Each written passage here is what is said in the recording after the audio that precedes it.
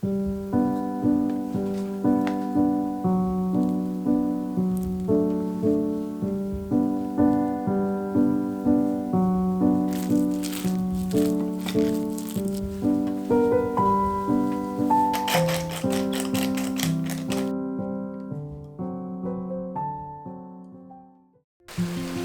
ーパーで豆腐を買おうと手を伸ばしたら、おからの半額シールが目に入った。今日のおかずは君に決めた。おからを使った3品の献立を作っていく。1品目はおからのポテト風サラダ。じゃがいもの代わりにおからを使うから、じゃがいもを茹でたり潰したりする手間も省ける上、低糖質。初めて食べた時は、どうせじゃがいもの方が美味しいんでしょと期待していなかったが、今ではすっかり我が家の定番メニュー。おからポテサラに入れる具材の下ごしらえはじゃがいものポテサラと同様。きゅうりは薄く切って塩もみをして10分ほど置いておく。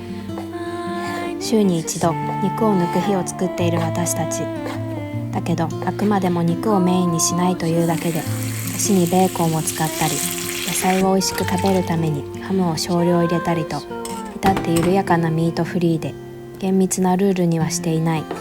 おからのポテサラもコクが出て美味しいので、ハムやツナ缶など動物性のタンパク質を入れている。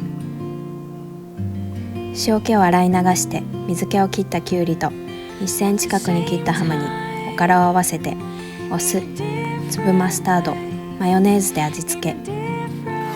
大豆特有のおからの香りやパサパサとした食感をマヨネーズが打ち消してくれて、しっとりと美味しく仕上がる。最後にブラックペッパーで味を整えたら完成。昔から大根餅やおから餅、芋餅などもちもちとした食感の食べ物に目がない。醤油と砂糖で甘辛く味付けすることが多いが、これがスープに入れても美味しいのだ。今日は前日の残りの味噌汁に入れて簡単に仕上げるが、すまし汁に入れてすいとん風にしたり、鍋の具材にしてもヘルシーで満足感があって美味しい。おからと片栗粉、水をボウルに入れたらヘラでさっと混ぜる。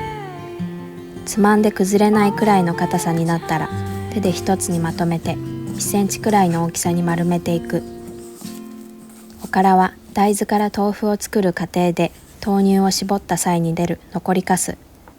絞りかすというとあまり栄養がないように思ってしまうが、食物繊維や大豆イソフラボンなど健康な体づくりをサポートしてくれる栄養分をたっぷりと含んでいる。あとはこれを沸騰したお湯で 1,2 分浮き上がってくるまで茹でる。最後に味噌汁と合わせるので、火が入ったら氷水にとってざるにあげておく。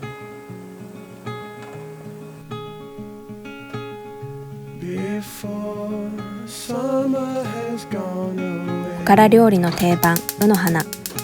昔和食のレストランでシャリの代わりに卯の花が使われたお寿司を食べたことがあって、それがとても美味しかったのを覚えている。今回はその卯の花寿司をアレンジして海苔巻きにしてみる。まずは卯の花作りから。人参は千切り、椎茸は軸を落として半分に切り薄切りにしておく。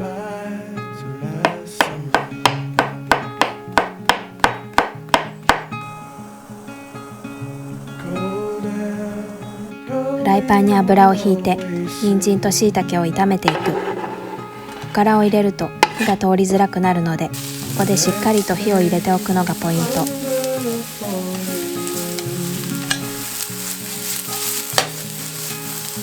2、3分炒めて野菜に火が入ったら、油揚げと卯の花を加える。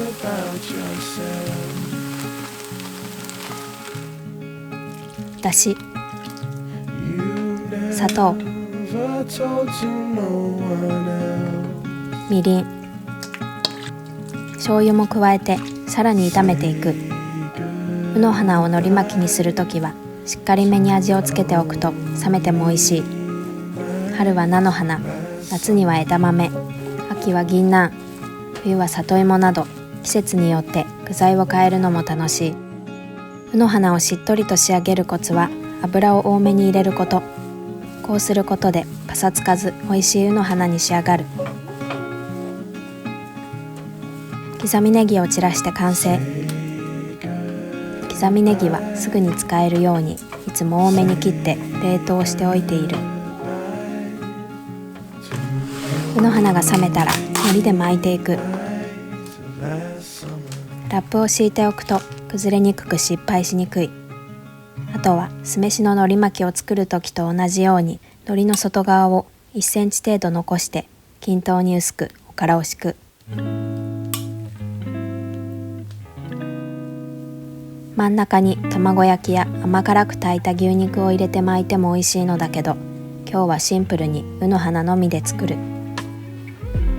中央に卯の花を多めに乗せて山にしておくと巻きやすい。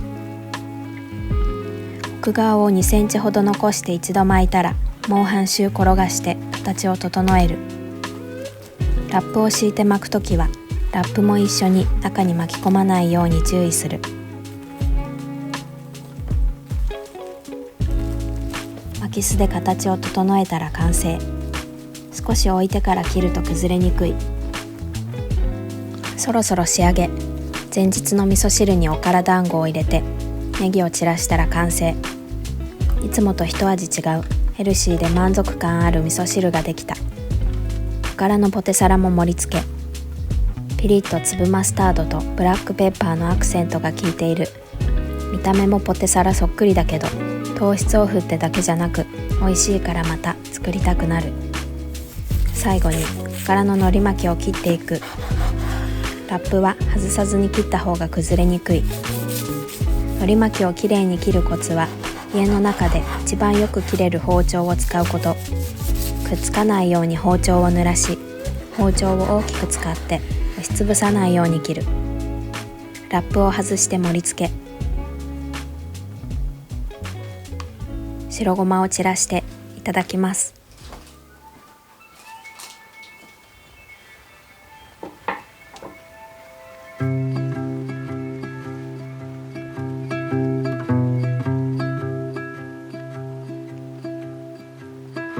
Once again, you're gonna drop me down.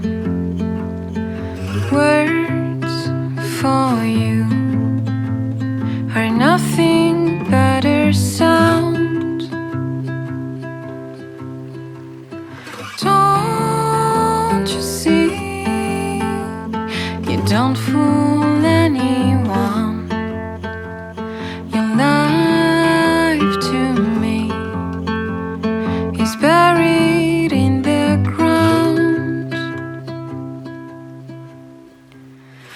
Never hit the apple in the garden.